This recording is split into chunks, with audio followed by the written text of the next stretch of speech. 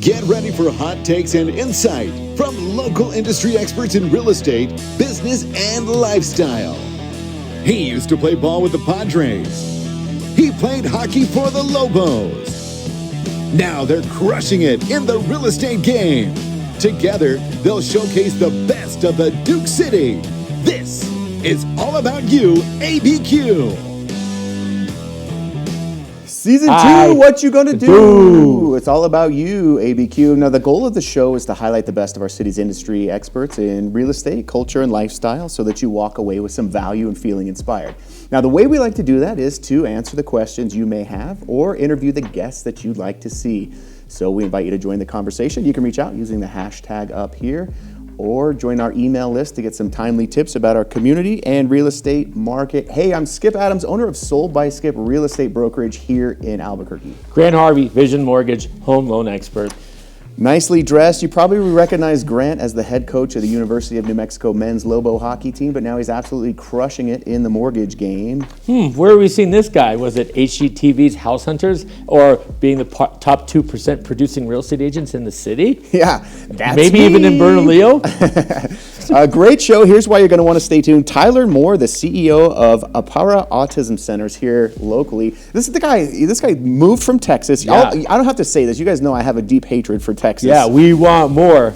We stole another one away from you, Texas. Coming out here. Yeah, see ya. Open up his autism center. So we're going to learn more about that. Did we ever talk about why it's so windy in New Mexico? I think they did some studies. It's because Texas sucks so bad. Yeah. You know what I mean? Okay. You can look that up. Quote me. Texas blows. Stay tuned to the end of the show. We're going to get into our Skip's tips. But anyway, Grant, dude, what have you been up to, buddy? Yeah, we joke around. It seems like I am making a weekly appearance at Isleta. Just last night. Mark, cue up the pictures. Went and saw Snoop Dogg. We got word that he wanted a UNM hockey jersey out of all the teams. There's me imitating a Snoop Dogg fan. There's no joint there, you guys. I don't do that because I guess I got baby lungs. So Snoop signed our jersey. We gave him two. He picked a black one to wear and the white one to sign. So that was cool. I wasn't going to go to Snoop Dogg, but he wanted a piece of the UNM hockey action. Heck, I'm in. And then let's go cue up some video. This is intense. You know, remember this song? What's my motherfucking name? And then there's some weirdo I took a picture of, like singing along to it. Motherfucking name? And I was by myself. From the depths of the sea. I was by myself. I went to this concert by myself, and I was sitting next to a dude that was made joints the size of like Dos Hermanos burritos, and he lights up one. I'm like, cool, the guy's into it. Lights up two. I'm like, okay, then feel like I've done half one. And he lights up a third one, and I was like, hey, buddy, like, where are we going? Where are you trying to go? How high do you want to be? And so when he left the third one, I was like, is it ever enough? Like, I'm gonna die, dude. You can't do this anymore. Dude, you are so old, bro. Get with it. It's legal here, bruh. It was dizzying after a while. So you got to meet Snoop Dogg. I didn't get to meet Snoop Dogg. We have to pass it through his manager. I think everyone wants to go say hi. I think I could have demanded it to like, hey, I just want to see him. I got a cool story, but like. Skip and I used to be in the EDM world, and we were across a lot of like famous people, and sometimes they met us. But the thing is, man, they're so ambushed. The coolest thing you could do is not insist that you meet them. Like they got a life to do. It's like anytime you see a hot chick, dude, just play cool, bro. You know what I mean? Yeah, just meet them 27 years later. Get married. Get through the 2 divorces. No, my friend Alan, though, shout out Alan, who's the manager over at Total Wines, got to meet Nate Dogg. All right. Well, cool, man. You're just getting that frequent flyer miles in at the Isleta Amphitheater. Yeah, what'd you do? Not much. Wanted to talk more about current events here in town. When it comes to real estate, our market is we're going through the same growing pains that everyone else is nationwide. So shortage of housing. Bernalillo County is happy to do an announcement on an affordable housing milestone. Some local leaders here celebrated the groundbreaking of the San Roque affordable housing apartments coming online. So this is through Thomas Development Company. There's a big project going in 136 units on Coors between Los Volcanoes Road and Blue Water.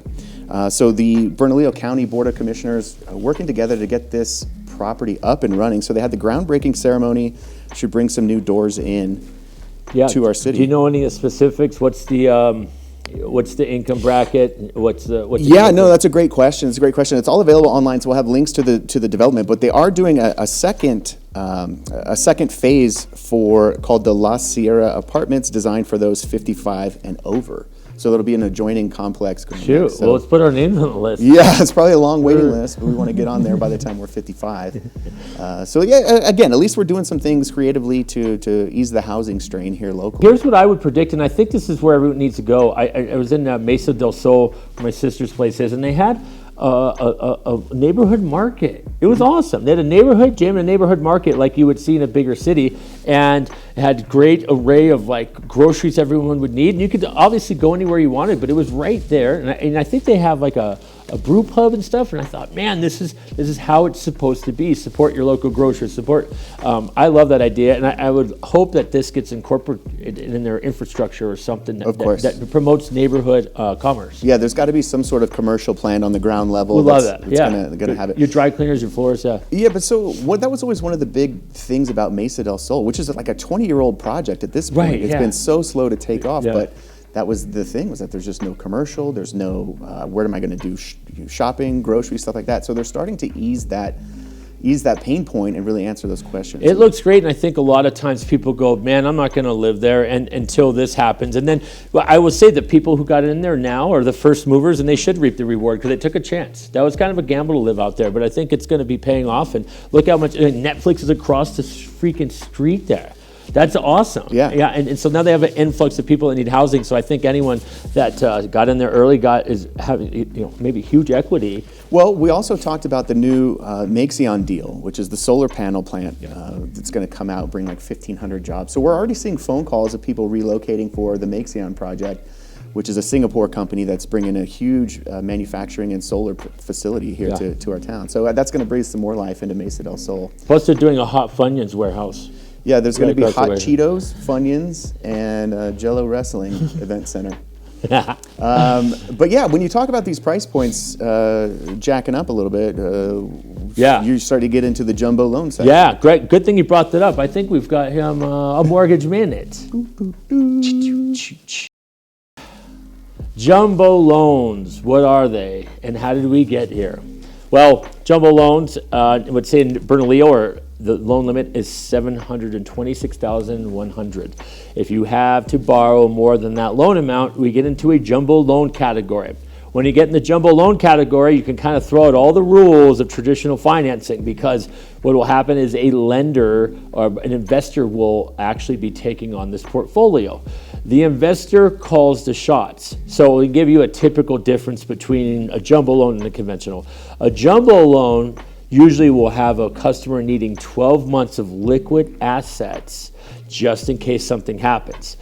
They will also make sure that your debt to income ratio is 43 or below. So these are steadfast, non-negotiable policies with a lot of jumbo loans that you'll want to look out for. So keep in mind, it's a heck of a lot of money for a lender, and a lot of times people say, well, that's these are too hard to get into. Since you're lending that much money, you have a little bit less liberty, and you have to see that the bank is giving you so much money. They have some rights too. So jumbo loans, they're usually a tad bit higher your conventional loan, and they usually would require some points up front. Now, all that can be negotiated. I don't want to get too far into the nitty-gritty of rate pricing, but contact a mortgage professional like myself, and I can walk you through the jumbo loan experience. But yeah, it's a little bit different, and things are a bit stringent because of the amount of money they're lending. That's a Mortgage Minute. Dude, sounds like you have all that memorized. That's a lot of info to know. Well, you know what? In my practice, you end up getting sharp and through repetition. And when you've been doing it for 20 years, you kind of have the guidelines in the back of your head, and you're almost ready to defend or fight. And I tell my customers all the time, consider me your defense attorney. I know the laws. We're going to see what we can do to negotiate some of your circumstance. And yeah. The other thing I want to tell you is when I was a kid, I thought combo was even bigger than jumbo in sizing. So I got the combo shrimp. What? Here's why you're going to want to stay tuned. Tyler Moore, the CEO of Apara Autism Centers. They've got locations in Nebraska, Texas, New Mexico. We're going to learn a little bit about autism, the community here, and how you can get involved, as well as figure out why Tyler left our rootin' tootin' stinking neighbors to the east to come to New Mexico. Because Albuquerque's so combo. It's kind of a jumbo city now, if you know what I mean. So stay tuned. This is all about YouABQ.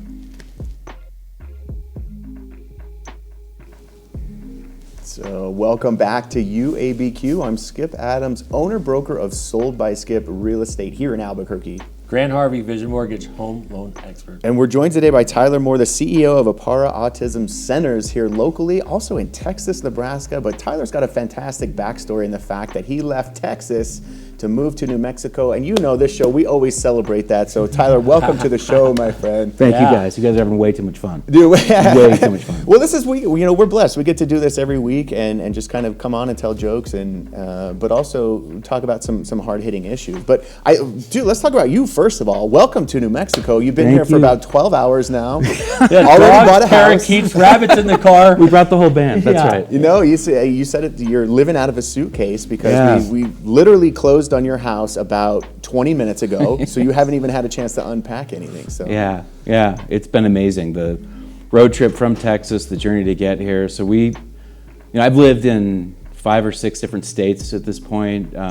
We used to live in Rio Rancho. We left in like 2008 for a great career opportunity. Oh, okay. I didn't know Houston. that about it. We were only here for like a year, just long enough to realize New Mexico was like the coolest place like I've ever been. We'll talk more about that because I think a lot of people are just starting to find out about New Mexico. Like you look at our neighbors, Denver, Dallas, Phoenix are all exploded. And then we're like the little stepchild over here in the Southwest. But people are starting to find out what are some of the things that piqued your interest. Yeah, it's if you've traveled the West or the U.S. at all, you'll get either high density metro areas with like small rural communities.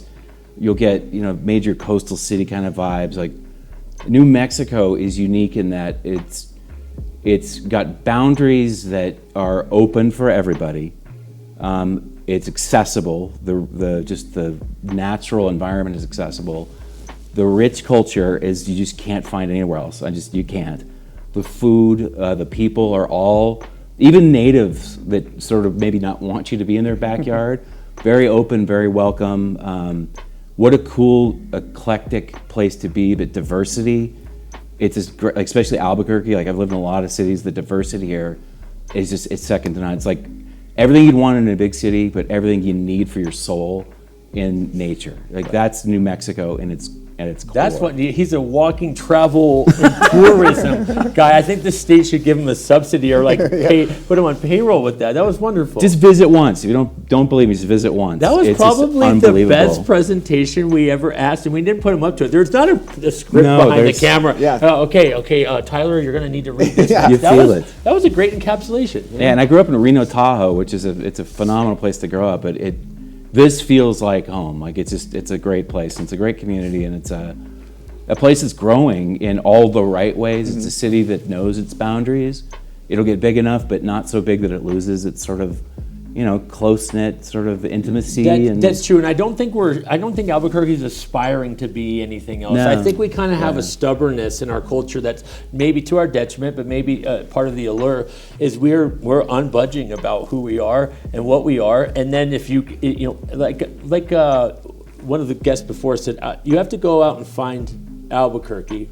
Albuquerque won't find you, but I think you haven't. Let's talk about where he got a house at. I mean, this is a mystery to me. I have been preaching about finding the East Mountains, and I think there's been a rebirth in people finding the East Mountains of Albuquerque and some of those smaller communities out on the other side of the mountain. Like growing up here, it was always just like, what goes on over on the other side of the mountain? But now people are starting to flee the big cities and really explore opportunity. And we found you one of the sickest places, like a tri-level home built into the side of the mountain, with like on a cliff almost in the backyard with plenty of space for dogs. Ridiculous amount of square feet. Yeah. All of it underground apparently, but Carlsbad Caverns he lives in. Subterranean, that's right. Yeah. No, it was, I mean, it had everything I was looking for. I knew I wanted trees, I wanted views, I wanted a little land. I've got some big dogs, as they mentioned, a few animals. And I just found this place and had the great fortune to, I don't know how I'd seen you that morning, like on YouTube or something like that. I'm like, I'm just gonna call Skip and would you go out and check this place out? Because it looks unbelievable. And it turns out when you toured it, it was cooler than the pictures. Yeah. Yeah, so it's everything my soul needs and my family's soul needs to. And your Pyrenees and dog. the Pyrenees, yes. And we may get a donkey. I don't know. I guess you can do that out there. Yeah, well, we'll set you up. We know a donkey breeder. And so to speak to the fact that you love the East Mountains so much that you called me and you said, you know what, we found another property we like in the city, the town of Madrid, which if you've never been to Madrid, it's an old mining town that's just north of, it's like right in between Albuquerque and Santa Fe, about halfway. And it's an old mining town that was taken over by some hippie artists and really has like a really interesting feel to it, very quirky. Yeah. But you guys found probably the coolest property there. Yeah.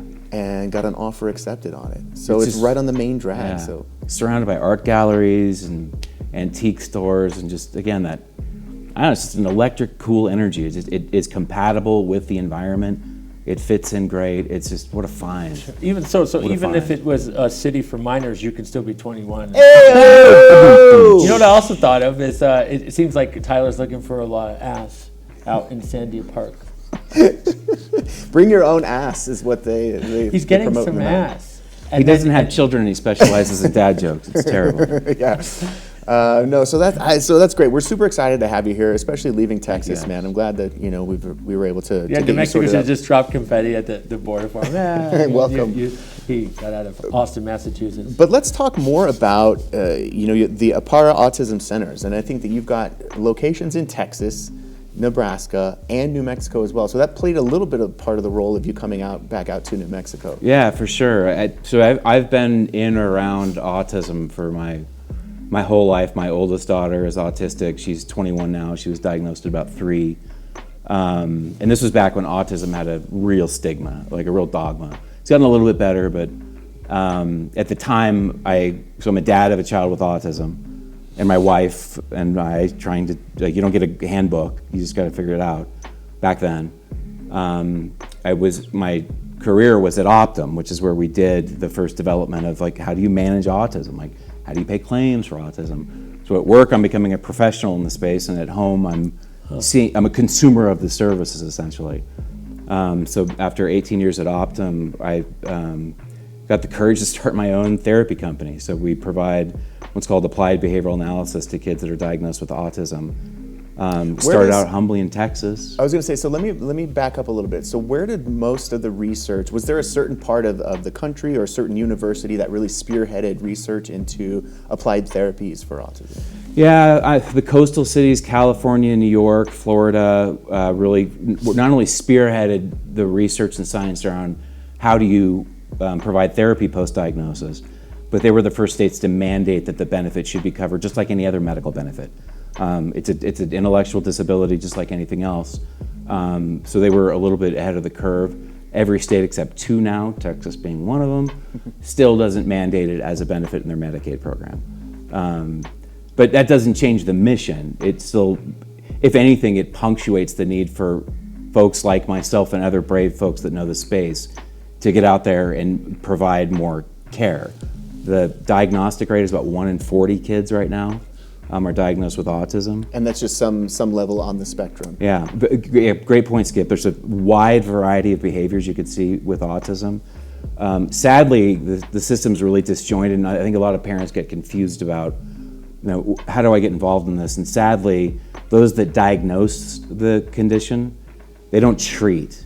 So there's a big kind of safety net. Yeah, what do we do now, right? Yeah, exactly. Yeah, now So I got autistic kids now. How can exactly. I, And that's where we come in. So families will come in and they'll find out, one, should I even worry about this? My sister-in-law said my kid's acting a little weird. Like, should I worry about it? Like, so one thing for parents, if you hit that 18-month, 2-year mark and you're starting to see some, you're at play groups, maybe you're not hitting the same peer group milestones, or you notice your kiddo's kind of off in the corner by themselves while those are early signs, and there's no problem with talking to your pediatrician about it. Your pediatrician likely will say, this is not my specialty, and they'll refer you out.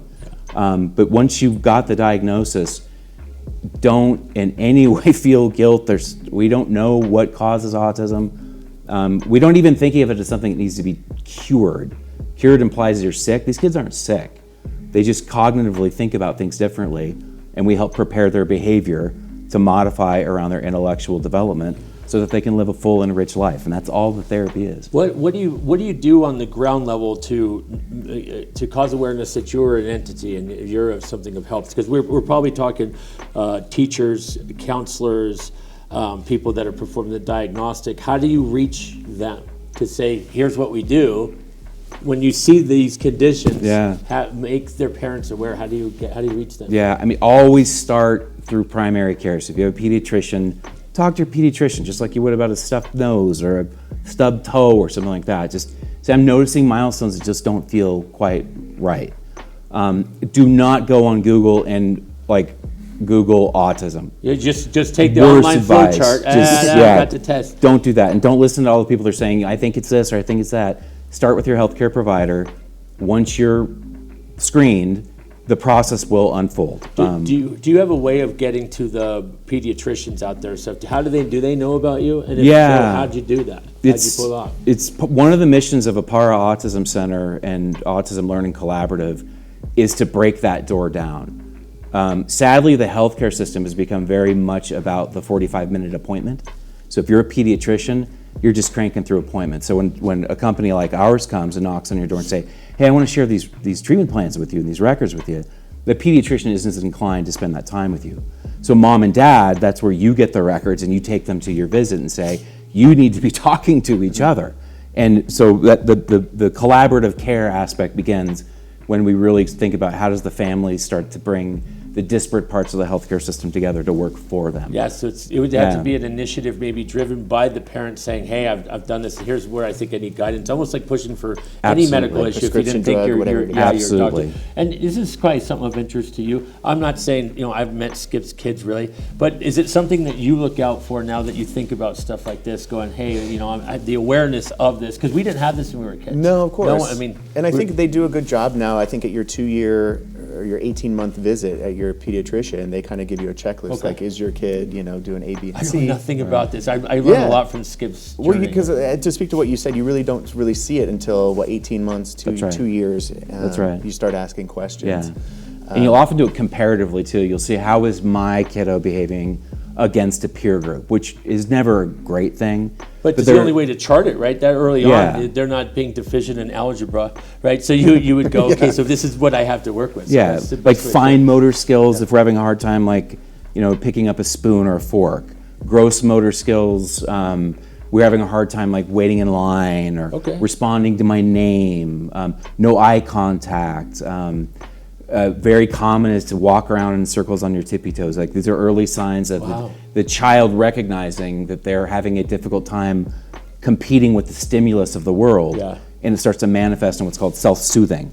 So they do these things that are, and it can become maladaptive, which is a big part of what we do, where self-injurious behaviors start to manifest because of these stressors. We might start, cutting ourselves or pulling our hair out, and the therapy is it's one-on-one therapy. There's not enough of us, but the therapy is key to have that one-on-one work every day to work out those maladaptive behaviors and hit milestones. So what age would, on a cognitive level, does a child, can you implement this? These things may be happening, but here's some strengths we found out of this condition. Is there a way to reframe it so they come out of this propelling success? The core principle of applied behavioral analysis is positive reinforcement. We scientifically know negative reinforcement doesn't work. So ABA is all about, and it's data driven and data collected. So we'll do things that if you're doing something that's maladaptive, we don't recognize it, we make sure you're safe, but we don't even engage in trying to adapt that. When you do things that are socially appropriate, you reward, you go berserk over it, and you start to slowly build the receptacle of and responses that are commensurate with socially acceptable behavior, which builds self-esteem. It brings the family, and I think a lot of people don't realize too, the kid with the autism generally gets all the focus of the family. Siblings, the marriage, everyone needs to be attuned to this is happening with all of us, and you need to kind of keep checking with each other to figure out, am I getting attention? Part of the training at your centers is not just always focused on the kid, but mom and dad. How do you training for the mom and dad to understand. Yeah, it's actually part of the it's not a contract necessarily, but the care guidelines. We meet with the family, the mom and the caregivers, because it's always mom and dad, a lot of grandmas and grandpas involved, once a week for an hour. And we teach you the skills when we go over what's been going on in the clinic. Here's the data. You share with us what's going on at home, because we're working in an environment that's very controlled. When you go home, you may be doing things that are completely different, interacting with siblings differently. You need to tell us that so we can start building that into the treatment plan. So bringing the parents on this journey is key. You have to learn how to be a different kind of parent for this And is it child. typically 1 day a week in the center with the kids? It could be for the kids will be there depending on severity. Yeah. 40 hours a week.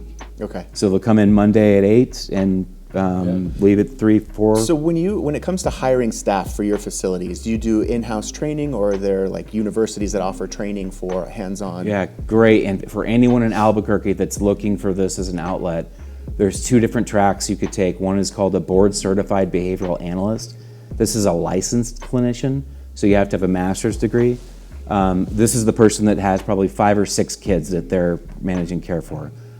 The therapist is called a registered behavioral technician, or an RBT, and they start at about 19 to 20 an hour. There are not enough of them. You do not need a degree. You do not need to go to vocational school. We will train you. It is difficult work, but it is incredibly rewarding work. Well, that's what it's all about, I think, is giving back to the community. Absolutely. And of course, we'll have links to your website and everything that we've talked about today, your social media handles, so That's that people great. can get involved. I don't know if you guys have GoFundMe stuff or anything to help raise money for equipment or anything. We're always happy to put the word out. Yeah, we like this. It seems like this is a kind of a village mentality, Yeah. right? And it would be a civic duty to Absolutely. have everyone in your neighborhood, Albuquerque, Yeah. be working in I guess amicable Yeah. conditions for anyone. And again, I can attest to several people that I know to be autistic, and they're thriving and performing, and it was probably through some great mentoring and help. Absolutely. Yeah. Okay. Yeah. Well, thank you for coming on the show. Thanks for having me, You're guys. doing God's work. That's really awesome. Well, thank you for the Yeah. education lesson as well Yeah. on that too. Thank you for finding us a home. Travel and tourism guy here. If you have any hours spare, would you please go make some pamphlets and a walking video? Come to Albuquerque. So Tyler Moore again of Apara Autism Centers will have links to the facility and how you can get involved here on our website and also in the description below. But coming up next, here's why you're going to want to stay tuned to the final segment. We get into Skip's Tips.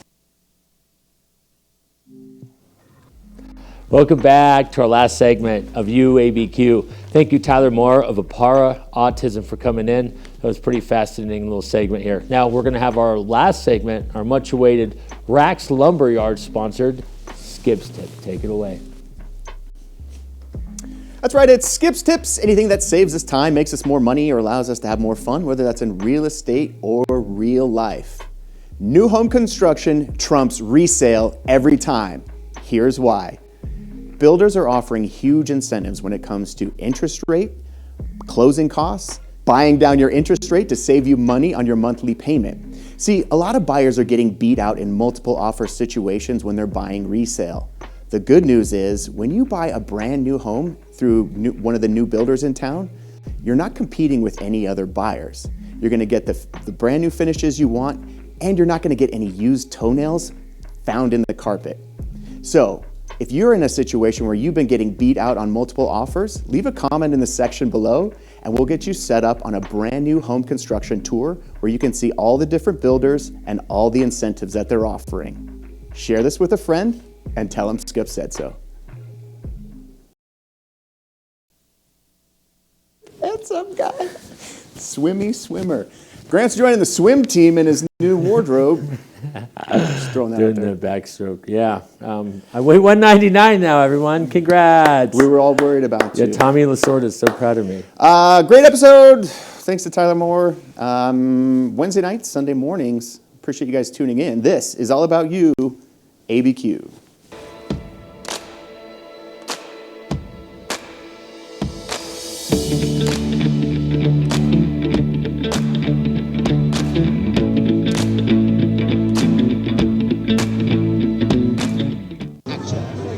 You're watching YouABQ.